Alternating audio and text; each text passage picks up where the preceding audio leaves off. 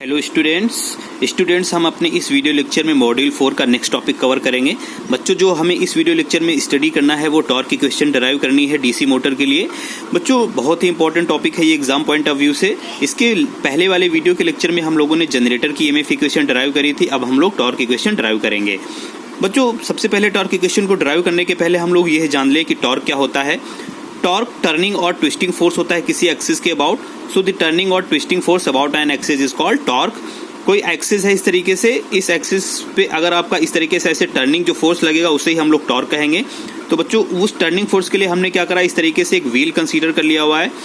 Considering a wheel इस तरीके से, जिसका रेडियस कैपिटल आर है, जिसपे एफ फोर्स इस तरीके से एफ फोर्स जिसपे काम कर रहा है, upon which F force is acting. अब बच्चों, जब इस व्हील पे ऐसे टर्निंग ये फोर्स अप्लाई होगा तो ये व्हील मूव कर जाएगा। ये व्हील मूव करेगा तो वो एंगुलर वेलोसिटी ओमेगा ले ली और स्पीड जो होगी वो एन ले ली, एन आरपीएम। तो बच्चों, इस तरीके से हमने एक अरेंजमेंट लिया हुआ है टॉर्क की क्वेश्चन के लिए।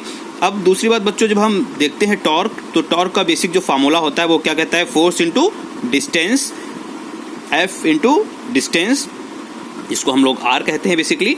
तो इस तरीके से फोर्स इंटू डिस्टेंस के फार्मूले में हम लोग देखेंगे टॉर्क आपको मिल रहा होगा। अब बच्चों, फोर्स इंटू डिस्टेंस कौन से फार्मूले में आता है? फोर्स इंटू डिस्टेंस बच्चों वर्क के फार्मूले में आता है, वर्क डन के फार्मूले में। तो force into distance work done के फार्मूले में आ रहा है। अब उस वर्क डन को करने में कितना टाइम लग रहा है, तो यानी वर्क डन अपॉन टाइम, जिसको हम लोग क्या बोलेंगे, जिसको हम लोग पावर बोलेंगे। तो बच्चों, सीधी सी बात ये निकल के आई है कि टॉर्क की क्वेश्चन मोटर की ड्राइव करने के लिए हम लोग क्या निकालेंगे, हम लोग पावर निकालेंगे। पावर में ही आपका वर्क डन चाहिए होगा, पावर के लिए आपको टाइम चाहिए होगा। तो वर्क डन जो आपका होता है उसी में आपका फोर्स इंटू डिस्टेंस जो आपको टॉर्क देगा, और उस वर्क डन को करने में कितना टाइम लग रहा है। तो यानी बच्चों, कहने का मतलब यह है कि टॉर्क की क्वेश्चन के लिए हमें पावर का रिलेशन निकालना होगा। ये पावर किस चीज़ की होगी, ये पावर आर्मेचर की होगी। तो आर्मेचर की पावर हमें निकालनी है टॉर्क की क्वेश्चन के लिए। अब पावर निकालने के लिए हमें वर्क डन की जरूरत आएगी, और किसकी जरूरत आएगी, टाइम की जरूरत आएगी। तो बच्चों, अब वही चीज़ हम यहाँ पे डिस्कस करने चल रहे हैं। तो टॉर्क की क्वेश्चन के लिए हमने बच्चों क्या करा, एक व्हील कंसीडर कर लिया है, considering a wheel having radius capital R upon which F force is acting and the speed of the wheel is n and the angular velocity is omega। इस तरीके से जैसा कि आपने अरेंजमेंट दिखाया हुआ है।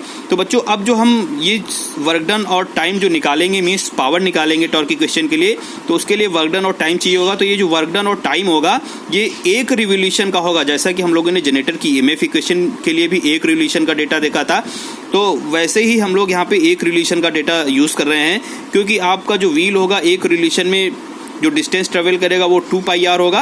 तो इसीलिए हमने यहाँ पे क्या करा, एक रिवोल्यूशन का डेटा यूज कर रहे हैं। तो बच्चों, एक रिवोल्यूशन के लिए जो वर्क डन होगा, work done in one revolution, work done का बच्चों फार्मूला क्या होगा, force into distance travelled in one revolution. Force into जितना एक रिवोल्यूशन में जितनी डिस्टेंस ट्रेवल करेगा। तो बच्चे, ये व्हील था, व्हील एक रिवोल्यूशन में कितनी डिस्टेंस ट्रेवल करेगा, 2 पाई आर। तो वर्क डन जो एक रिवोल्यूशन का बच्चों आया है वो कितना आ गया, फोर्स, जिसको हम लोगों ने एफ लिया हुआ था, इंटू डिस्टेंस एक रिवोल्यूशन की कितनी निकल के आई है, 2 पाई आर। अब बच्चों, F इंटू आर, जिसको हम लोग टॉर्क बोलेंगे, उसको हमने इस तरीके से एक साथ लिख लिया, इंटू कितना बचा, 2 पाई। तो इस तरीके से आपका ये वर्क डन आ गया एक रिवोल्यूशन का। अब बच्चों, एक रिवोल्यूशन का हमें क्या चाहिए होगा, एक रिवोल्यूशन का हमें टाइम चाहिए होगा। तो बच्चों, एक रिवोल्यूशन का टाइम हम देखो पहले भी ईएमएफ इक्वेशन जब जनरेटर की ड्राइव कर चुके थे, तो एक रिवोल्यूशन में चूंकि 60 सेकेंड्स होते हैं और टोटल स्पीड जो है वो n है, तो एक रिवोल्यूशन का जो टाइम निकल के आया वो कितना आ गया, 60 अपॉन n।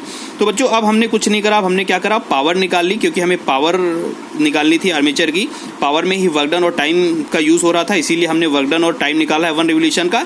तो हमने पावर के फार्मूले में वर्क डन और टाइम की वैल्यू यूज कर लेनी है। तो वन रिवोल्यूशन का जो वर्क डन है आपका वो ये रहा, F into R into 2 pi, F into R into 2 pi, और वन रिवोल्यूशन का जो टाइम है वो ये रहा, 60 अपॉन एन, 60 अपॉन एन बच्चों यहाँ पे यूज कर लिया। अब एन इस तरीके से बच्चे ऊपर आ जाएगा, तो ये हो गया 2 पाई इंटू एन अपॉन 60, ये रहा, एफ इंटू आर ये रहा। अब बच्चे, हम जानते हैं कि जो आर्मेचर का टॉर्क होगा, वो टॉर्क को हम लोग टी से डिनोट करते हैं या टाउ से डिनोट करते हैं, आर्मेचर को ए ले लिया है, तो टी ए क्या हो गया, टॉर्क डेवलप बाई आर्मेचर। अगर आर्मेचर का टॉर्क हमने टी ए ले लिया, तो बच्चों आर्मेचर की जो पावर होगी उसको हम लोग ई बी इंटू आई ए लिख सकते हैं। बच्चों, ई बी इंटू आई ए क्या होगा, इसके विषय में हमें थोड़ा सा देखना पड़ेगा। बच्चों, ई क्या होता है, इंड्यूस ईएमएफ, बी क्या होता है, बैक। तो ईबी को बोलेंगे बैक ईएमएफ। तो बच्चों जैसे आपका जनरेटर था वैसे ही आपका मोटर होता है। जनरेटर मोटर का चूंकि एक दूसरे के अपोजिट काम होता है, इसीलिए जनरेटर में जो जनरेटेड ईएमएफ था उसे ही मोटर के केस में हम बैक ईएमएफ बोलेंगे।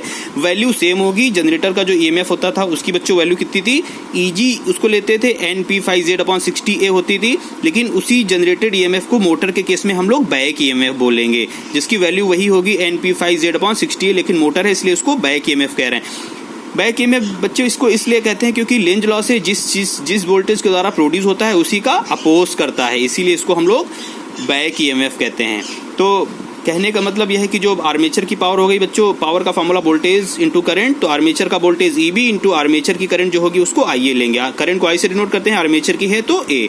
तो जो आर्मेचर की पावर हो जाएगी तो आर्मेचर का वोल्टेज इंटू आर्मेचर की करंट, तो आर्मेचर का वोल्टेज ईबी इंटू आर्मेचर की करंट आईए। तो ईबी बच्चों जो जनरेटर के केस में जनरेटेड ईएमएफ होता है, मोटर के केस में उसे ही बैक ईएमएफ कहते हैं। बैक ईएमएफ किस लिए कहते हैं, अकॉर्डिंग टू लेंज लॉ, जिस चीज के द्वारा ये प्रोड्यूस होता है उसी का क्या करता है, अपोज करता है, इसीलिए ये बैक ईएमएफ कहलाता है।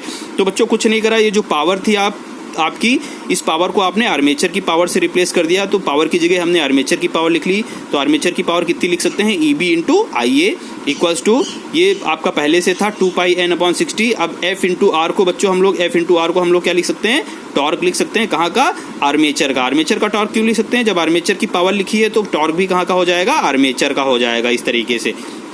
अब बच्चे देखो यहाँ से आपका n दोनों तरफ कैंसिल आउट हो जाएगा, 60 दोनों तरफ कैंसिल आउट हो जाएगा। अब बच्चों अगर हम टॉर्क की वैल्यू निकालेंगे तो यहाँ से क्या बचा, P5ZIA, 60 तो कैंसिल आउट हो गया, अब 2π नीचे आ जाएगा तो 2πA।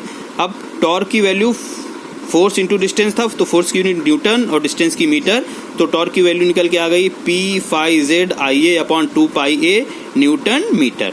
क्लियर हो गई बच्चों ये बात। अब चूंकि यहाँ पे देखो जो पावर थी ईबी इंटू आईए, तो ईबी की वैल्यू बच्चों हम लोगों ने इतनी यूज कर ली, NP5Z/60A, जैसा कि जनरेटर में ईएमएफ इक्वेशन होता था वही यहाँ पे मोटर के केस में बैक ईएमएफ हो गया। तो ईबी की वैल्यू हो गई NP5Z/60A इंटू आईए इक्वल्स टू 2πN/60 पहले से ही था। F इंटू आर को हम लोग टॉर्क लिख सकते हैं आर्मेचर का, क्योंकि आर्मेचर की पावर ली है तो अभी आर्मेचर का टॉर्क हो जाएगा। अब टॉर्क जब आर्मेचर पे रोटेट लगेगा तो आपका आर्मेचर आपका मूव कर जाएगा। अब देखो बच्चों यहाँ पे दोनों तरफ n कैंसिल आउट हो जाएगा, P5ZIA बचेगा, 60 कैंसिल हो जाएगा तो 2π नीचे आ जाएगा तो 2πA न्यूटन मीटर। अब बच्चों देखो 1 इसका कोफिशिएंट अपॉन में 2π, जब 1 को 2π से डिवाइड करते हैं तो बच्चों ये चीज आ जाती है कितनी, 0.159 P5Z इंटू आईए। तो इस चीज को बच्चों हम लोग ऐसे भी लिख सकते हैं 0.159 P5Z इंटू आईए। तो कभी कभी टॉर्क इक्वेशन आपसे डराइव करने के लिए कहता है मोटर की, तो हम लोग ये कर देते हैं। कभी कभी आपसे कहता है so that the torque equation of DC motor is this, तो आपको ये प्रूव करना होता है। तो ये प्रूव करने के लिए आपका यही रिलेशन है, बस इसका कोफिशिएंट 1 है। 1 को जब आप 2π से डिवाइड करेंगे तो आपकी ये चीज आ जाएगी, बाकी P5ZIA/2πA। तो आपकी बच्चों ये टॉर्क इक्वेशन हो जाती है डीसी मोटर के केस में। तो बच्चों आपकी जो जनरेटर में ईएमएफ इक्वेशन थी वैसे ही मोटर में आपका टॉर्क इक्वेशन हो जाएगा, बस वहाँ पे ईएमएफ इक्वेशन था तो ई था, मोटर में टॉर्क है तो टाउ हो गया, टाउ इज इक्वल्स टू, बाकी देखो सारे कंपोनेंट सेम रहेंगे। P5Z यहाँ भी था, P5Z यहाँ भी है। जनरेटर में आपका n था, मोटर में आपका आर्मेचर करंट आ जाएगा उसकी जगह, क्योंकि देखो n दोनों तरफ कैंसिल आउट हो जा रहा था, n से n कैंसिल आउट हो जा रहा था। आपका स्पीड कैंसिल हो जाती है, टॉर्क में स्पीड नहीं रहती है, अब वहाँ पे स्पीड की जगह आर्मेचर करंट आ जाता है और 60 को हम 2π से रिप्लेस कर देते हैं। यानी कहने का मतलब ये है, जब हम जनरेटर की ईएमएफ इक्वेशन में मोटर के लिए टॉर्क बना रहे होंगे तो जनरेटर ईएमएफ की जगह टॉर्क लिख लेंगे और स्पीड की जगह आर्मेचर करंट लिख लेंगे, P5Z और 60 की जगह 2π लिख लेंगे, तो आपका टॉर्क इक्वेशन बन जाता है। यानी जनरेटर की ईएमएफ इक्वेशन में n को आर्मेचर करंट से रिप्लेस कर लेते हैं, 60 को 2π से रिप्लेस कर देते हैं, तो वही मोटर का टॉर्क बन जाता है, जैसा कि हम लोग यहाँ पे डराइव कर चुके हैं। Thank you class.